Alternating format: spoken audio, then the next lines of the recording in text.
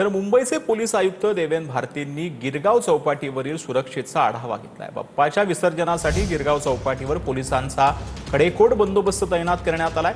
CCTV कॅमेरेही यावेळेला बसवण्यात आलेले आहेत। गणरायाच्या विसर्जनासाठी मुंबई महापालिकेसह पोलीस प्रशासन देखील सज्ज असल्याचं पाहायला मिळत आहे। गणरायाच्या विसर्जनासाठी अवघे काही तास शिल्लक राहिले आहेत आणि मुंबईच्या गिरगाव चौपाटीवर जे आहे विसर्जनाची तयारी पूर्णत्वास आल्याचं पाहायला मिळतं आहे। तयारी जवळपास पूर्ण झालेली आहे। वाहनतळ असेल, पार्किंगची व्यवस्था तसेच इतरही काही गोष्टी ज्या आहेत त्या गोष्टींची तयारी या ठिकाणी पूर्णत्वास असल्याचं पाहायला मिळतं आहे। तर दुसरीकडे आज जे आहे वाहतूक पोलिसांना धमकीचा या ठिकाणी फोन आला होता आणि त्या दृष्टिकोनातून या ठिकाणी पोलिसांचा देखील मोठा फौजफाटा तैनात करण्यात आलेला आहे।